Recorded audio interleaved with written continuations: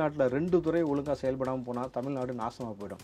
ஒன்று காவல்துறை, இன்னொன்று மருத்துவத்துறை. இப்போது இந்த காவல்துறை விஷயம், இந்த போதை விஷயத்தை மறைப்பதற்கு இந்த பக்கம் பார்த்தீங்கன்னாக்கா நயன்தாரா ஒரு அறிக்கை, மறுபடியும் ஜோதிகா வச்சுன்னு ஒரு அறிக்கை வர வேண்டிய அவசியம் என்னன்னாக்கா தொடர்ச்சியாக மருத்துவமனையில் ஏற்படக்கூடிய குளறுபடிகள். தமிழ்நாடு தருதலை நாடாக ஏற்கனவே இப்போ போய் கொண்டு இருக்கிறதான்னு ஒரு கேள்வி எழுப்பிக்கிட்டு இருக்காங்கல்ல, கிட்டத்தட்ட நிதர்சனமான உண்மையாக அளவுக்கு போயிடும். தொடர்ச்சியாக நீங்கள் சசிகலாவையும் எடப்பாடியும் குறித்து உதயநிதி பேசிய வார்த்தையை மறந்து போட முடியாது. கேட்டுங்களா? சசிகலாவை பார்த்தாலும் எடப்பாடி முட்டி போட்டான்னு சொல்லிட்டு பாஸ் கொடுத்துட்டு நீங்கள் தப்பாக நினச்சி காட்டி நான் பொறுப்புலன்னு பேசினது வன்மமான வார்த்தையின் உச்சபட்சம். ஸ்டாலின் அவர்களே, அதாவது முன்னாள் முதலமைச்சராக இருக்கக்கூடிய நான் இந்நாள் முதலமைச்சரை தர்க்கம் பண்ண வாங்கன்னு கூப்பிட்றேன், மக்கள் தீர்ப்பு சொல்லிட்டுன்னு கூப்பிட்றேன். அதுக்கு அவர் பதில் சொல்லணுமே தவிர அதை விட்டுட்டு நேற்று மலையில் முளைச்ச காலம் விஷக்காலம்லாம் பேசக்கூடாதுன்றதான் கிட்டத்தட்ட அவர் அடிச்சிருக்காரு. நம்ம மறுபடியும் இந்த வாட்டி ஜெயிக்கணுமா அப்படின்னாக்கா ஜெயிக்க வேண்டிய கட்டாயத்தில் நம்ம இருக்கிறோம். தோத்துட்டோம்னா அதுக்கப்புறம் என்னை அரசியலேருந்து துரத்தி விட்டுருவாங்க அப்படின்ற ஒரு பயம் அவருக்கு இருக்குன்றதுனால அவர் என்ன சொல்கிறதாகனா, இப்போது வரக்கூடிய இந்த எலெக்ஷனுக்கும் மக்கள் சொன்ன குற்றச்சாட்டை தாண்டி இன்றைக்கி அரசாங்க ஊழியர்கள் சொன்னது என்ன, உங்களை எதிர்க்கட்சியாக உட்கார வைக்கிறோம், இதற்கு மேல் நீங்கள் ஆளுங்கட்சியாக இருப்பதுக்கு லாய்ப்பு இல்லை. ஏன்னா அரசாங்க ஊழியர்களுடைய ஓட்டுன்றது சாதாரண விஷயம் கிடையாது சார். ஒவ்வொரு முறையும் அரசாங்க ஊழியர்களோட ஓட்டு தான் பார்த்தீங்கன்னாக்கா யார் வரணுன்றது தீர்மானிக்குது. ஸோ அந்த விஷயத்தில் ஒரு பக்கம் போகுது. இப்போது இந்த நயன்தாரா ஜோதிகா விஷயம் பரபரப்பாக போயிட்டு இருக்கும் பொழுது சைலண்டாக இன்னொரு மேட்டர் செஞ்சாங்க. மதுரையில் நீங்கள் பார்த்தீங்கன்னாக்கா அந்த விமான நிலையத்திற்காக இடத்தை கையகப்படுத்துவதற்காக மறுபடியும் பார்த்தீங்கன்னா அந்த ஊருக்குள்ளே போயிட்டு போலீஸை இறக்கி அந்த வீடெல்லாம் காலி பண்ண சொல்லி ஒரே அமக்கலாம். இந்த தமிழ்நாட்டில் அவன் ஓட்டு போட்ட ஒரு குடிமகனுடைய அடிப்படை தேவையில் கை வைக்கக்கூடிய உரிமையை உங்களுக்கு யார் கொடுத்தா? மின்சாரத்தை துண்டிப்பது, குடிநீரை துண்டிப்பது அப்படின்னும் பொழுது இது எவ்வளோ பெரிய மனித உரிமை மீறல். இதை ஏன் இன்னும் நீதிபதிகளோ இங்கே இருக்கக்கூடிய முக்கியமான நபர்களோ ஏன்னு எடுத்து பெருசாக பேசலை?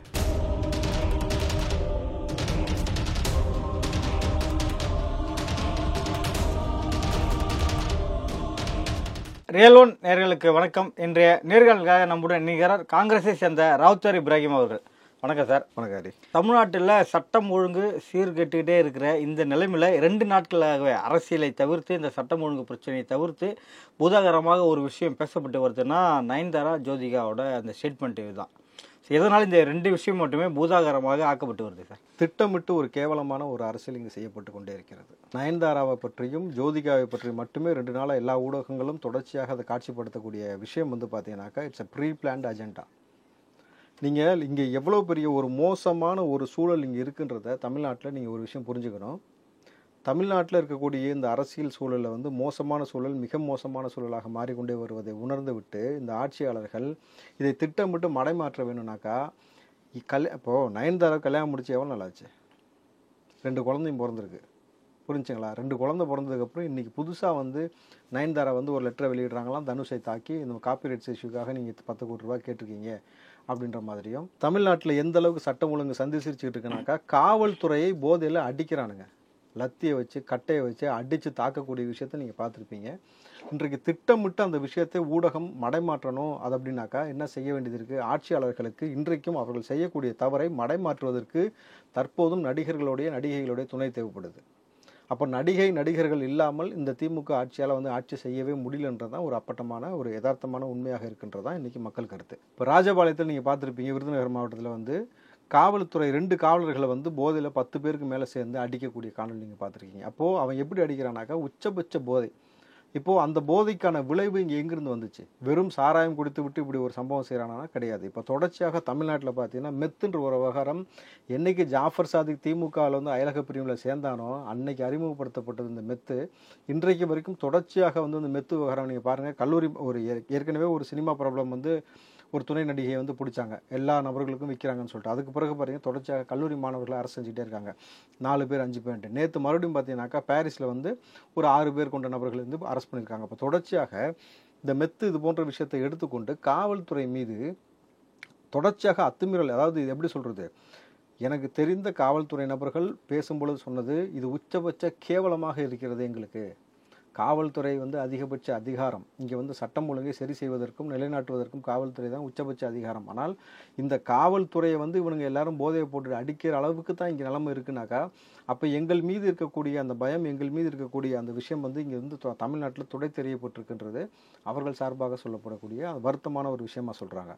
இதெல்லாம் எதனால்? இப்போ நீங்கள் எல்லா துறைக்கும் ஒரு சங்கம் இருக்குது, காவல்துறைக்கு என்ற ஒரு சங்கமே கிடையாது. காவல்துறையில் ஏற்படக்கூடிய அவலங்களை வந்து எடுத்து வைப்பதற்கோ, அவளுக்கு இருக்கக்கூடிய பிரச்சனை சரி செய்வதற்கோ, நீங்கள் இடக்காட்டில் அவங்கள வந்து போட்டு வாட்டி வதைக்கிறீங்க, அந்த இடத்துல வந்து ஒரு தண்ணி குடிக்கிறதுக்கோ பாத்ரூம் போகிறதுக்கு வசதி இல்லாமல் எவ்வளோ காவலர்களுக்கு வந்து பணிச்சுமை தொடர்ச்சி அதிகமாக இருந்து கொண்டே இருக்கிறது. ஏன்னா காவல்துறையுடைய பற்றாக்குறை இங்கே இருக்குது. அந்த ஊழியர்களுடைய பற்றாக்குறை இங்கே இருப்பதனால வந்து தொடர்ச்சியாக நைட் ஷிஃப்ட் டே ஷிஃப்ட்னு போட்டு அவங்கள போட்டு அலக்கரிக்கிற விஷயமா இருக்கட்டும். அப்போ அவங்களுக்கு இருக்கக்கூடிய விஷயத்தை வந்து ஒரு பொதுவெளியில் அவங்க சங்கத்தின் மூலமாக எடுத்து அரசாங்கத்திற்கு கோரிக்கை வைப்பதற்கு இங்கே எந்த ஒரு வழிவகையும் இல்லாத சூழல் ஒன்று ஏற்படுதுன்றது அவர்கள் தரப்புலேருந்து சொல்லக்கூடிய ஒரு வருத்தமான விஷயம். அப்போது அந்த காவல்துறை தான் இன்றைக்கி வந்து பார்த்திங்கன்னா தமிழ்நாட்டில் 2 துறை ஒழுங்காக செயல்படாமல் போனால் தமிழ்நாடு நாசமாக போயிடும். ஒன்று காவல்துறை, இன்னொன்று மருத்துவத்துறை.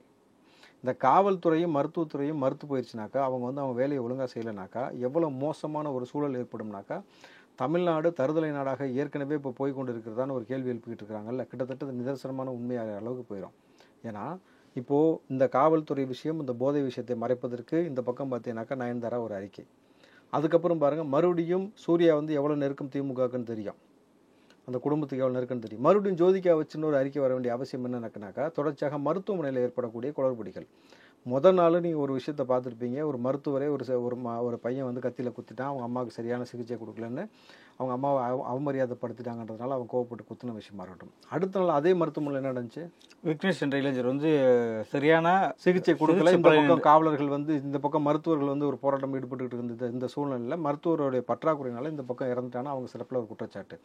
இப்போ இது ஒரு பக்கம் போயிட்டு இருக்க, இதுக்கும் ஃபஸ்ட்டு மாசு வந்து பேட்டி கொடுத்தாரு, அடுத்து இவர் இறந்து போகிறார், இதுக்கும் வந்து பேட்டி கொடுக்குறாரு. மூணாவது நீங்கள் பார்த்தீங்கன்னாக்கா அதே மருத்துவமனை, என்ன மருத்துவமனை சார் இது? கிண்டி கலைஞர் பல்நோக்கு மருத்துவமனை. இந்த கலைஞர்னு பேர் கலைஞர்னு பேர் வைக்காதீங்க, காவு வாங்க போகுதுன்னு சொல்லி எல்லாம் ஊடகத்தில் பதிவு போட்டுக்கிட்டே இருந்தாங்க. கிட்டத்தட்ட பார்த்தீங்கன்னாக்கா இவங்க என்ன ஆயிடுச்சுனாக்கா, இல்லை எல்லாமே சரிவர இருக்குது, கலைஞர் பேரை வைக்காமல் யார் பேரை வைக்கிறதுலாம் கேள்வி கேட்டார் உதயநிதி. இன்னைக்கு ஸ்டாலினும் அந்த கேள்வி எடப்பாடி பார்த்து கேட்டார். கிளாம்பாக்கம் பேருந்து நிலையத்தை நீங்கள் முழுமையாக முடிச்சுட்டு நீங்கள் திறக்காதோடைய விளைவு மக்களுக்கு வந்து அவஸ்தைப்பட்டாங்க. அது ஊருக்கு போகிற விஷயம். ஆனால் மருத்துவமனைன்றது ஊரை விட்டே போகிற விஷயமாயிருச்சு. இப்போ புரிஞ்சா உங்களுக்கு? மருத்துவமனையில் போதிய கரண்ட் ஃபெசிலிட்டி இல்லை, ஜென்ரேட்டர் ஃபெசிலிட்டி இல்லாமல் கிண்டி அதே மருத்துவமனை, நீங்கள் சொன்னீங்களே கலைஞர் மருத்துவமனையா, 100 மருத்துவமனை கிண்டியில், அந்த மருத்துவமனையில் கிட்டத்தட்ட பார்த்தீங்கன்னாக்கா 2 மணி நேரம் மின்சாரம் துண்டிக்கப்பட்டிருக்கு, மின்சாரம் இல்லை. அதற்கு வந்து மறுபடியும் என்ன பண்ணுறாருன்னா, மாசு வந்து உடனே குடுகுடுன்னு ஓடியாந்து திருப்பி ஒரு ப்ரெஸ் மீட், இல்லை 2 மணி நேரத்தில் வந்து நாங்கள் சரி செஞ்சுட்டோம். கிட்டத்தட்ட அங்கே இருக்கக்கூடிய ஐசியில் இருக்க ஒட்டுமொத்த நபர்களும் அல்லோல போட்டாங்க. அந்த 2 மணி நேரம் மருத்துவமனையில் சுத்தமாக இல்லை. அப்போது ஒரு மருத்துவமனைக்கு அடிப்படையான என்ன தேவை அது முதல்ல புரிஞ்சுக்கணும்ல. மருத்துவர் தான் இங்கே பற்றாக்குறை, மருந்து தான் பற்றாக்குறை அப்படின்ற உங்கள் மீது குற்றச்சாட்டு இருக்கும் பொழுது இந்த பக்கம் என்ன ஆகுது? இப்போது மின்சாரம் இல்லை, அப்போ போதிய ஜென்ரேட்டர் இல்லாமல் அல்லோலப்படுது. அப்போது நீங்கள் எனக்கு தெரிஞ்சு மாசு அவர்கள் டெய்லி மருத்துவமனைக்கு வந்து பேட்டி கொடுக்கறதுக்கு பேசாமல் அங்கேயே அவருக்கு ஒரு ரூம் போட்டு கொடுத்துட்டீங்கன்னா அங்கேயே தங்கிட்டு குளிச்சு எஞ்சிட்டு காலைல பேட்டி கொடுக்கறதுக்கு வசதியாக இருக்கும். கரெக்டாக இல்லையா? இப்போ தொடர்ச்சியாக இப்போ இந்த விஷயத்தை மடைமாட்டுனா என்ன பண்ணணும்? காவல்துறை நல்லா யோசிச்சு பாருங்கள், எவ்வளோ பெரிய அத்துமீறல்னு. காவல்துறையை போதையை போட்டுட்டு அடிக்கிறானுங்க, 10 பேர் சேர்ந்துட்டு காவலர்களை அடிக்கிறானுங்க. இந்த பக்கம் பார்த்தீங்கன்னாக்கா தொடர்ச்சியாக மெத்துன்ற ஒரு விவகாரம் தமிழ்நாட்டில் மாட்டிக்கிட்டே இருக்குது. ஸோ இந்த பக்கம் பார்த்தீங்கன்னாக்கா அரசாங்க மருத்துவமனையில் வந்து போதிய மருத்துவர் இல்லாமல், போதிய மருத்துவ சிகிச்சை சரியில்லாமல் அங்கே ஒரு கொலை நடக்குது, அடுத்து வந்து ஒரு மரணம் நடக்குது. அதுக்கப்புறம் பார்த்தீங்கன்னாக்கா கரண்ட் 2 மணி நேரம் கட் ஆகி சட்டம் ஒழுங்கு சந்தி சிரிக்கிற அளவுக்கு போயிட்டு இருக்குது. இந்த ஆட்சியோட லட்சணம் இந்த மாதிரி இருக்கணும் பொழுது அப்போ இந்த விஷயம் பூதாகரமாக மாறிக்கிட்டே இருக்குது. இப்போ எதிர்கட்சிகள்லாம் எல்லாருமே பேச ஆரம்பிச்சிட்டாங்க. புதுசாக விஜய்னு ஒரு நபர் உள்ளே வந்து தலைவலி கொடுக்க ஆரம்பிச்சிட்டாருன்னும் பொழுது இதை ஒட்டுமொத்தமாக மடைமாற்றினா என்ன பண்ணணும்? இந்த பக்கம் நயன்தாரா வச்சு ஒரு அறிக்கை, இந்த பக்கம் ஜோதிகா வச்சு ஒரு அறிக்கை. நயன்தாரா வந்து நம்ம பெரிய அப்படியே பயங்கரமாக அவங்களுடைய உரிமைக்காக போராடின மாதிரி அதை பெருசாக எடுத்து பேசி தனுஷை வந்து கார்னர் பண்ண வேண்டிய அவசியம் என்ன இருக்குது? நயன்தாரா தன் திருமணம் முடித்த விஷயத்த விற்கிறாங்க சார், விற்பனை பண்ணுறாங்க, கமர்ஷியலாக மாற்றுறாங்க. கரெக்டுங்களா? நெட்ஃப்ளிக்ஸுக்கு விற்கிறீங்கன்னா ஓசியில் கொடுக்குறீங்க. அப்போது காப்பி ரைட்ஸ் வந்து அவர் தனுஷ் கேட்குறான்னா அது வந்து நீங்கள் கொடுக்க வேண்டியது. இது நயன்தாராவுக்கு நேற்று கல்யாணம் ஆகி நீங்கள் நடக்கலை. கரெக்டுங்களா? கிட்டத்தட்ட நயன்தாராவுடைய குழந்தை பிறந்து அந்த குழந்தைக்கு 1 வருஷம் பிறந்தநாள் கூட கொண்டாட்டாங்கன்னு நினைக்கிறேன். இந்த சூழலில் இப்போ இந்த விஷயம் வெளியில் வர வேண்டிய அவசியம் என்ன? அப்போது நயன்தாரா எந்த அளவுக்கு வந்து திமுகவோட நெருக்கமாக இருந்தாலும் அவர்கள் இப்படி ஒரு அறிக்கை கொடுத்துருக்க முடியும்ன்றதான் இன்றைக்கி அவர்கள் மீது மக்கள் சொல்லக்கூடிய குற்றச்சாட்டு. எதிர்கட்சியும் அந்த மாதிரி விஷயம் தான் பேசிகிட்டு இருக்கிறாங்க. இந்த பக்கம் ஜோதிகாவும் எந்த அளவுக்கு திமுகவுக்கு நெருக்கம்னு தெரியும். ஜோதிகா இது வரைக்கும் பொது வழியில் ஒரு முறை பேசின விஷயம், கோயில் கட்டுவதற்கு அந்த காசுலாம் கொடுக்குறீங்களா, அதை பற்றி பள்ளி கொடுங்க அப்படின்னு சொன்னதை தாண்டி அதுக்கப்புறம் எந்த படத்தை பற்றி பெரிய விமர்சனம் இது வரைக்கும் ஜோதிகா பேசுனதில்லை. இன்றைக்கி வந்து ஜோதிகா இப்படி ஒரு அறிக்கை பேசிட்டாங்கன்னு சொல்லிட்டு இது தமிழ்நாட்டில் ரொம்ப மிக முக்கியமான விஷயமா? சினிமா வந்து இந்த கங்குவா ஓடுதுன்னு சொல்லிட்டு அதை ஊடகம் தூக்கி பேச வேண்டிய அவசியமும், நயன்தாரா விஷயத்தை பேச வேண்டிய அவசியம் என்னன்னா, திட்டமிட்டு கொடுக்கப்பட்ட அஜெண்டாவை தொடர்ச்சியாக எல்லா ஊடகமும் பேசிக்கிட்டு இருக்குனாக்கா, இந்த அரசாங்கம் இந்த ஆட்சி செய்யக்கூடிய விஷயத்தை, இந்த அவலத்தை, இந்த கேவலத்தை மறைப்பதற்காக இப்படி ஒரு அஜெண்டா சேரிக்க. அப்போது உதயநிதி அவர்களுக்கும் இந்த அரசாங்கத்திற்கும் நடிகர் நடிகைகளுடைய துணை இல்லாமல் ஆட்சி செய்வதற்கு உங்களுக்கு வக்கு இல்லை அப்படின்னும் போது தான் பேசாமல் அந்த நடிகர் விஜயா இருந்துட்டு போட்டோம்னு தான் மக்கள் சொல்கிறாங்க. உங்களுக்கு நடிகர் தேவைப்படுதில்லை, அந்த நடிகரே நாடாளிட்டு போட்டோம், உங்களால் வந்து இங்கே ஒன்றும் உருப்படியாக செய்ய முடியணும் போது தான் மக்கள் சொன்ன குற்றச்சாட்டை தாண்டி இன்றைக்கி அரசாங்க ஊழியர்கள் சொன்னது என்ன, உங்களை எதிர்க்கட்சியாக உட்கார வைக்கிறோம், இதற்கு மேல் நீங்கள் வந்து ஆளுங்கட்சியாக இருப்பதற்கு லாய்ப்பு இல்லை. ஏன்னா அரசாங்க ஊழியர்களுடைய ஓட்டுன்றது சாதாரண விஷயம் கிடையாது சார். ஒவ்வொரு முறையும் அரசாங்க ஊழியர்களோட ஓட்டு தான் வந்து பார்த்தீங்கன்னாக்கா யார் வரணுன்றது தீர்மானிக்குது. ஸோ அந்த விஷயத்தில் ஒரு பக்கம் போகுது. இப்போது இந்த நயன்தாரா ஜோதிகா விஷயம் பரபரப்பாக போயிட்டு இருக்கும் பொழுதே சைலண்ட்டாக இன்னொரு மேட்டர் செஞ்சாங்க. மதுரையில் நீங்கள் பார்த்தீங்கன்னாக்கா அந்த விமான நிலையத்திற்காக இடத்தை கையகப்படுத்துவதற்காக மறுபடியும் பார்த்தீங்கன்னா அந்த ஊருக்குள்ளே போயிட்டு போலீஸை இறக்கி அந்த வீடெல்லாம் காலி பண்ண சொல்லி ஒரே அமக்கலாம். இது எப்படி நடக்குதுனாக்கா, கிட்டத்தட்ட அங்கே இருக்கக்கூடிய மக்கள் சொன்ன குற்றச்சாட்டு, எங்கள் பிள்ளைகளுக்கு பாதுகாப்பு இல்லாத ஒரு சூழலை உருவாகி கொண்டு இருக்கிறதுனால எங்கள் பிள்ளைகளை வீட்டுக்குள்ளே வச்சு பூட்டிட்டு நாங்கள் இங்கே வந்து போராடி கொண்டிருக்கிறோன்ட்டு. கிட்டத்தட்ட அந்த அங்கே இருக்கக்கூடிய வாட்டர் டேங்க் மேலே, தமிழ்நாட்டில் வாட்டர் டேங்க்னாலே எவ்வளோ பெரிய பிரச்சனை உங்களுக்கு தெரியும், புரியுதுங்களா? இந்த வாட்டர் டேங்க் மேலே மறுபடியும் வந்து அங்கே இருக்கக்கூடிய இளைஞர்கள்லாம் கையில் வந்து மண்ணெண்ணெய் பெட்ரோலோட மேலே ஏறிக்கிட்டு நாங்கள் தற்கொலை செய்து கொள்வோம்னு சொல்லிட்டு அங்கே ஒரு பக்கம் போராட்டம். ஆனால் இந்த அரசாங்கம் என்ன செய்யுதுனாக்கா, அதை முறையாக பேச்சுவார்த்தை நடத்தி அந்த இடம் அங்கேருந்து அப்புறப்படுத்துவதற்கு அவங்க வைக்கக்கூடிய கோரிக்கை 3 சென்ட் இடம் கொடுங்க, அதில் வீடு கட்டி கொடுங்க. இப்போ நீங்கள் இங்கேருந்து மொத்தமாக எடுத்துட்டிங்கன்னா அங்கே போய் நீ வீடு கட்டுறது இன்றைக்கி இருக்க விலைவாசியில் சாத்தியமா? இப்போ அரசாங்கம் போதிய இடத்த கொடுத்துட்டு எங்களுக்கு கொடுத்தீங்கன்னா நாங்கள் போயிடுறோம். ஆனால் அரசாங்கம் என்ன செய்யுதுனாக்கா, அங்கே இருக்கக்கூடிய மின்சாரத்தை துண்டிச்சிருக்கு, அங்கே இருக்கக்கூடிய குடிநீரை துண்டிக்குது. இது எவ்வளோ பெரிய மனித உரிமை மீறல்ல? இந்த இந்த இந்த இந்த தமிழ்நாட்டில் அவன் ஓட்டு போட்ட ஒரு குடிமகனுடைய அடிப்படை தேவையில் கை வைக்கக்கூடிய உரிமையை உங்களுக்கு யார் கொடுத்தா? மின்சாரத்தை துண்டிப்பது, குடிநீரை துண்டிப்பது அப்படின்னும் பொழுது இது எவ்வளோ பெரிய மனித உரிமை மீறல். இதை ஏன் வந்து இன்னும் நீதிபதிகளோ இங்கே இருக்கக்கூடிய முக்கியமான நபர்களோ ஏன் எடுத்து பெருசாக பேசலை? தொடர்ச்சியாக இங்கே என்ன அஜெண்டா பேசப்படுதோ அதை நோக்கி ஓடக்கூடிய சமூகமாக இருக்குது. ஒரு செய்தி வரும்பொழுது எதனால் வருதுன்றது நீங்கள் கண்டறியாமல் போனதுடைய விளைவு இன்றைக்கி இப்படி போயிட்டுருக்கு. வெறும் ஜோதிகாவும் நயன்தாராவும் வச்சு தான் திமுக ஆட்சி செய்யக்கூடிய ஒரு நிலையில் நம்ம இருக்கிறோம். எடப்பாடி அவர்கள் உதயநிதியை பார்த்து ஒரு காட்டமான கடுமையான விமர்சனத்தை முன் வச்சிருக்காரு. நேற்று மழையில் பெய்த ஒரு விஷக்காலம் தான் உதயநிதி, அப்பா மகனை புகழ்றார், மகன் அப்பாவை புகழ்றாங்க, இதுதான் இங்கே நடந்துட்டு இருக்கு அப்படின்னு சொல்லிட்டு ஸ்ட்ரெயிட்டாக சொல்லியிருக்காரு. உனக்கு வந்து நாவடக்கம் தேவை அப்படின்னு சொல்லியிருக்காரு. இது எப்படி பார்க்குறீங்க சார்? அதாவது வடிவேல் ஒரு படத்தில் விஷன்னு கொட்டுவாங்கல்ல, பார்த்துறீங்களா? கிட்ட அதுபோல் வந்து எடப்பாடி அவர்கள் உதயநிதியை தலைமையில் ஒரு கொட்டு வச்ச மாதிரி பார்க்குறேன். கிட்டத்தட்ட நேற்று பேஞ்ச மழையில் முளைச்ச விஷக்காலம். ஸோ விஷக்காலான்ற பொழுதே வந்து அப்போது எதற்காக விஷக்காலான்ற சொன்னாக்க வன்மமான சொற்களை பயன்படுத்துவது வந்து உதயநிதி பயன்படுத்துகிறான்றதான் அதில் வந்து நம்ம புரிஞ்சுக்கணும். தொடர்ச்சியாக நீங்கள் சசிகலாவையும் எடப்பாடியும் குறித்து உதயநிதி பேசிய வார்த்தையை மறந்து போட முடியாது. கரெக்டுங்களா? சசிகலாவை பார்த்தாலும் எடப்பாடி வந்து முட்டி போட்டான்னு சொல்லிட்டு பாஸ் கொடுத்துட்டு நீங்கள் தப்பாக நினச்சி காட்டி நான் பொறுப்புலன்னு பேசினது வன்மமான வார்த்தையின் உச்சபட்சம்.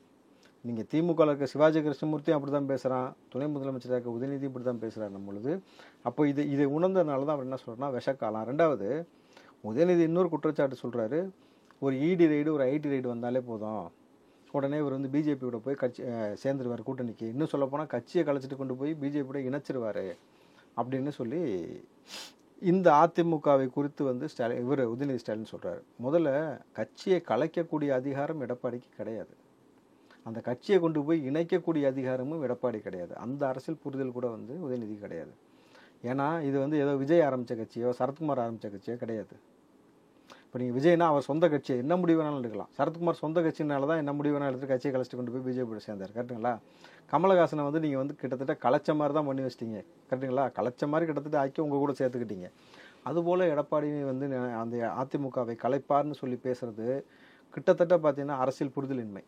அதைத்தான் வந்து சொல்கிறார். நீங்கள் தொடர்ச்சியாக வன்மமாக பேசுகிறீங்க, என்ன அடிப்படை உங்களுக்கான விஷயம் இருக்குது, உங்களுக்கு என்ன தகுதி இருக்குதுன்னு கேட்குறாரு. நேற்று வரைக்கும் சினிமா துறையில் கூத்தடிச்சுக்கிட்டு இருந்துட்டு இன்றைக்கும் சினிமா துறையை சார்ந்த நபருடைய துணை இல்லாமல் ஆட்சி நடத்துவதற்கு வக்கு இல்லாமல் ஒரு விஷயத்தை செய்கிறீங்கன்னும் பொழுது நீங்கள் என்னை கூப்பிட்டு பேசக்கூடாது. நான் கேள்வி கேட்டது, தர்க்கம் பண்ண வான்னு கூப்பிட்டது உங்கள் அப்பாவை, யாரை? முதலமைச்சர் ஸ்டாலினை. நீண்ட நெடிய அரசியல் பயணம் உள்ள நான், நீண்ட நெடிய அரசியல் பயணம் உள்ள ஸ்டாலின் அவர்களை, அதாவது முன்னாள் முதலமைச்சராக இருக்கக்கூடிய நான் இந்நாள் முதலமைச்சரை தர்க்கம் பண்ண வாங்கன்னு கூப்பிட்றேன், மக்கள் தீர்ப்பு சொல்லிட்டுன்னு கூப்பிட்றேன். அதுக்கு அவர் பதில் சொல்லணுமே தவிர அதை விட்டுட்டு நேற்று மலையில் முளைச்ச காலம் விசக்காலம்லாம் பேசக்கூடாதுன்றதான் கிட்டத்தட்ட அவர் அடிச்சிருக்க அடி. அப்போது இந்த அரசியல் நகர்வுன்றது உள்ளபடி பார்த்தீங்கன்னாக்கா இப்படித்தான் நகர்த்தி கொண்டு போகணும். நீங்கள் அரசியல் புரிதல் இல்லாமல் ஏதோ அவருடைய மகனாக இருப்பதனால கொண்டு வந்து உட்கார வச்சிட்டீங்க, அவருக்கு வந்து துணை முதலமைச்சர் பதவி கொடுத்துட்டீங்கன்றதுனால நீண்ட நெடிய அரசியல் பயணம் உள்ள நபர்களை எல்லாரையும் எப்படி வேணாலும் ஏளனமாக பேசலாம் அப்படின்னு நினச்சிக்கிட்டு இருக்கிறது வந்து முற்றிலும் வந்து ஒரு முட்டாள்தனம்.